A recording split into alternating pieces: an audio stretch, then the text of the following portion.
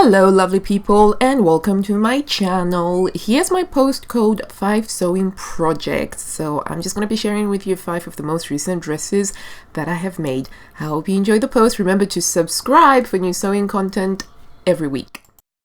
Dress number 1 is Vogue 1585, aka the parachute dress. This is a Vogue designer pattern from Comey. It is a loose fitting pullover dress with very deep pockets.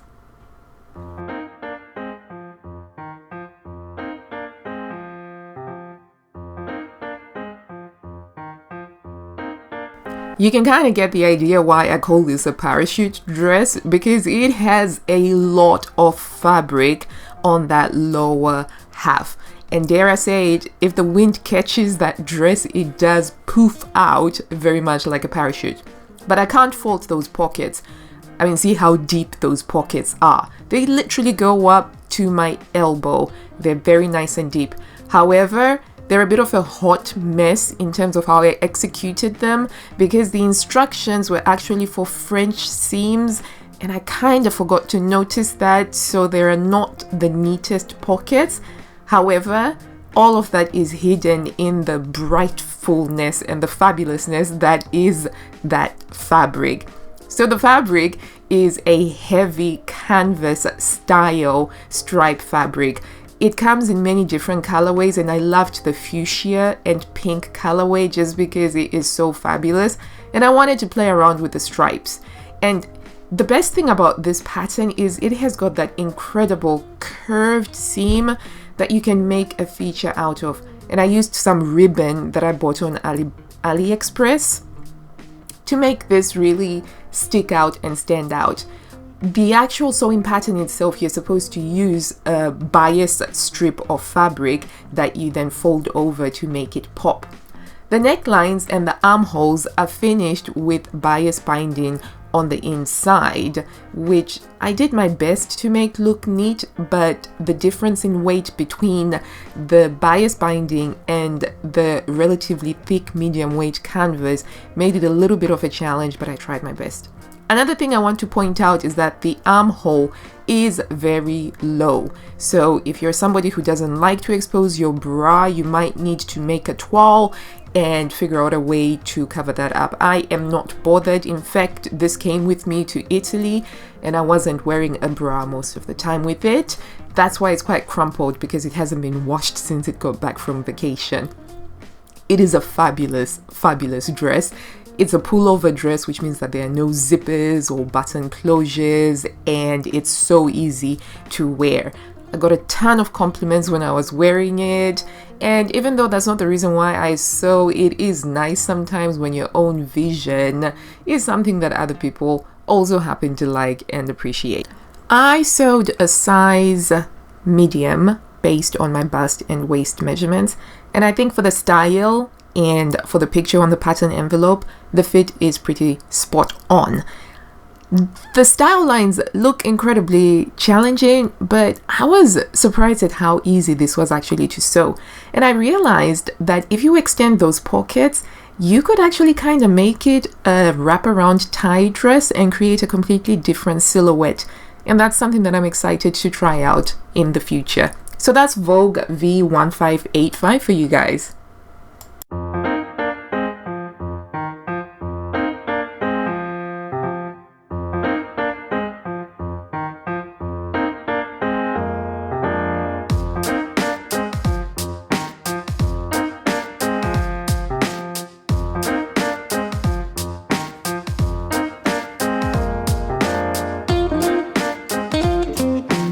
Dress number 2 is from the Dutch sewing magazine KnipMode, more specifically the May 2019 issue, and it's dress number 11. Now, this simple style worked out perfectly for this fabric, and you can check out the fabric haul video here if you want to get a look at the fabric before it was sewn up. The style has pockets, which I absolutely love, and it has those interesting sleeve line design detail. And that was the main thing that attracted me to this dress. I really liked those sleeves. And in the tradition of highlighting interesting design details, I tried to make them pop by using a giant rickrack in white, which I sewed over the top after everything had been finished, and I used a zigzag stitch to get it to stick. So yeah, I like it. So another thing that I noticed was you could easily hack this pattern and make it into a v-neck style dress. And I think it looks pretty fabulous, showing a little bit of cleavage over there. Overall, I am so happy with how this dress turned out. I didn't have to change the length of it, so that's the length as is, traced off of the magazine pattern sheet. Speaking of tracing, I traced off the size 38 based on my bust, waist and hip measurement. Now KnipMode is drafted for 175 centimeters tall, which I don't know what that is in feet and inches, but I am about 10 centimeters shorter than that. So I didn't do any adjustments initially, and I was quite okay with the midi length dress on this. My waist was exactly where the waist was drafted for, so I don't know whether that means I've got a long torso or a short torso. I have no idea. But this worked out quite well. The fit is as I expected it based on the picture of the magazine. It is not a particularly fitted style, which is just right for me.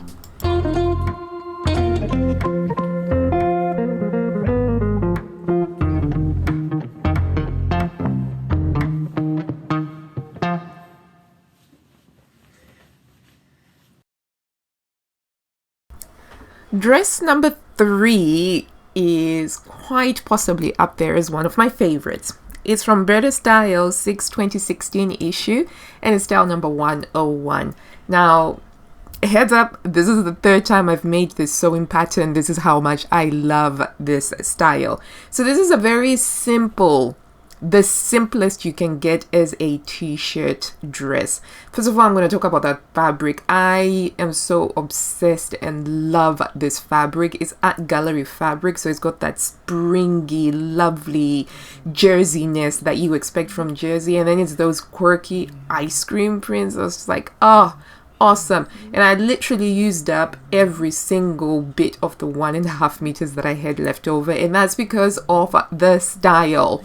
It has these simple sleeves that are grown on, and it's like a T-pose. That's what I'd call it. I'd call it a T-pose dress because it's the shape of a T, and the only seams that you have are that seam that's across the bust over there. And that's it. And then you have your shoulder seam and your side seam. So I just cut the dress the full length of the fabric that I had, so that I just used up all of the fabric.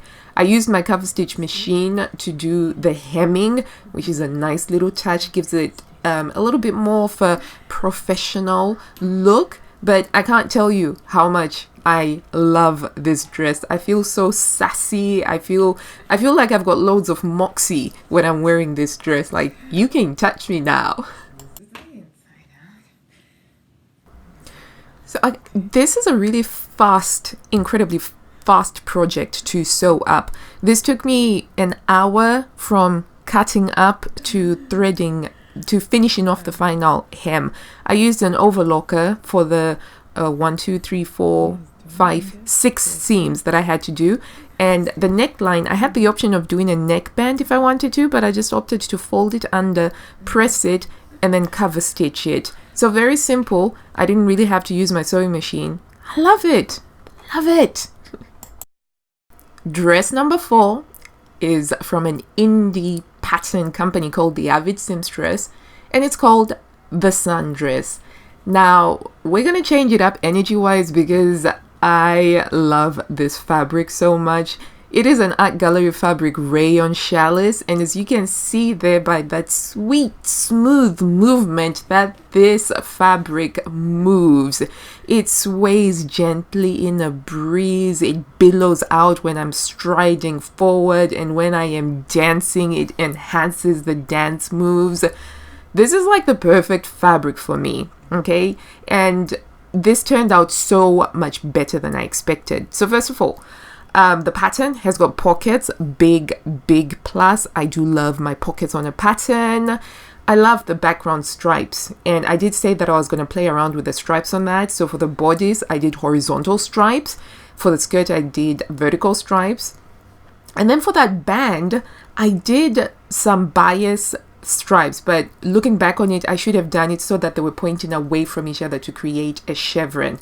Right, those straps, they do not cover my bra straps, but an easy fix for me is just to tuck in my bra straps, or do what I always do when I wear this dress, which is I wear it without a bra most of the time, and that works quite nicely. But you can easily adjust those straps at the sewing stage and put on the bra that you would normally be wearing the dress with. But I love this dress. I love how it turned out so much. And it has got a functional front button placket, even though it's the center back zip that actually helps with wearing it. I didn't quite have enough matching buttons, so those buttons look like a design feature, but it's just because I didn't have enough matching buttons and I desperately wanted to finish this project so that I could wear it. So there are different buttons on there. But I bet you didn't notice until I mentioned it, so there.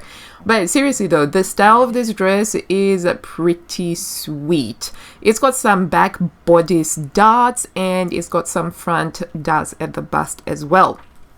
Now, being an indie sewing pattern, it has got 101 steps of instructions, which is a good thing or a bad thing depending on where you are in your sewing journey. Now for me, normally I don't read sewing instructions, but for this particular one, I don't know why I did, and thank goodness I did. And here's why. The sewing pattern actually uses different seam allowances. So for the band that goes across the top, it uses 1 centimeter or 3/8 of an inch. And for other bits, it uses the standard 5/8 of an inch seam allowance. So if I hadn't read those instructions and made sure that I knew about that, I would have just gone ahead and used the 5/8 of an inch that I expect to use on indie sewing patterns. So be aware, if you're using this pattern, make sure you read those instructions beforehand. Yes, it's a thick pattern booklet, but it's there to hold your hand throughout the process if you need it. But apart from that, it came together really beautifully, and it was one of those dresses whereby when you finished it and you try it on, you don't take it off, you then spend the rest of the day with it. Oh, another point that I wanted to make was the rayon didn't do really well with being cut on the bias, so I ended up having to do some hand stitching because the sewing machine wasn't cutting it. And yeah, so you can see my hand stitching there where I was trying to different styles of hand stitching. And yeah, if you're doing any sewing, hand stitching saves a multitude of sins. You can't really tell it there, but that's like a mess up on my part. But hand sewing came to the rescue.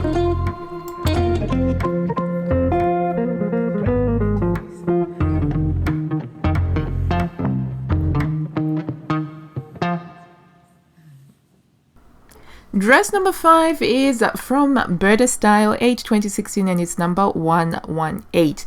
There's so many things I could say about this dress, but I'll let it speak for itself.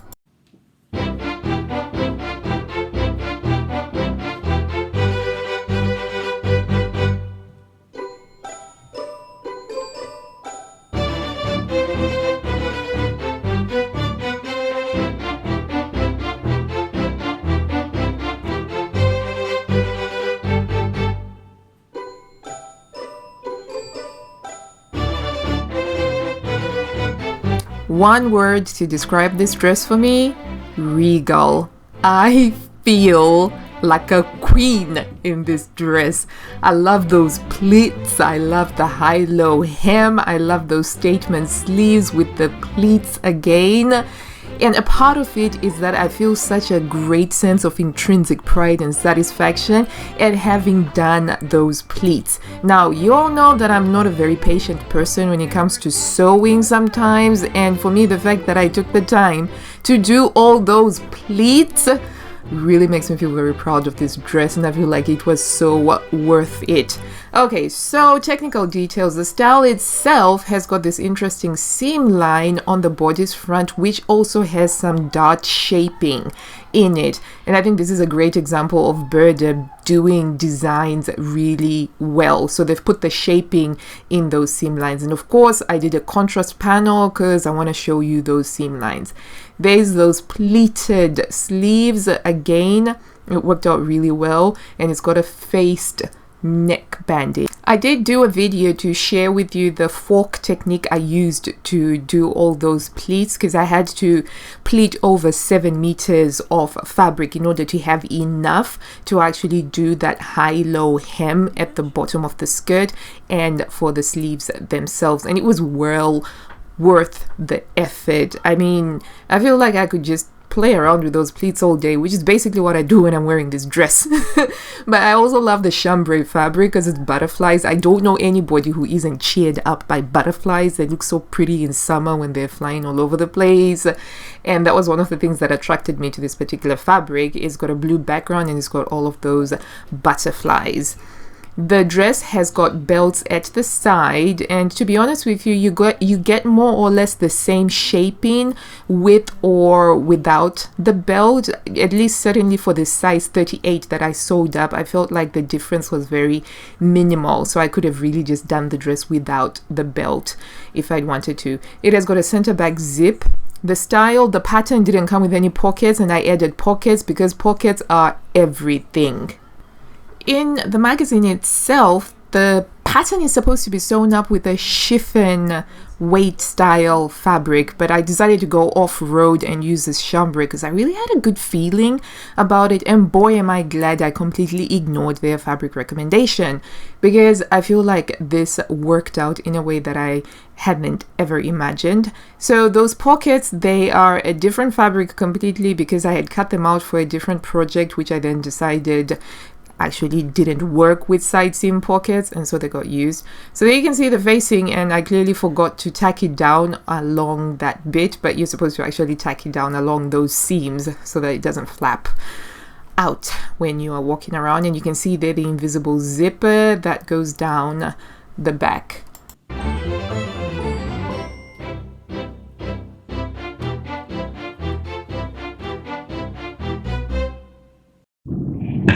So I think the moral of the story is I could just dedicate my entire channel to hours and hours of footage about dresses that I've made and how much I love sewing dresses and all the different types and styles of dresses and how much fun you can have with them. But we'll start off with 5 for now. I really hope that you've enjoyed this video. If you did, give it a big thumbs up down below. And also, there is one thing that I would really love to know. Could you let me know which one is your favorite? Which one should be my favorite? In the comments box down below. And until I see you next time, guys, happy sewing. Bye.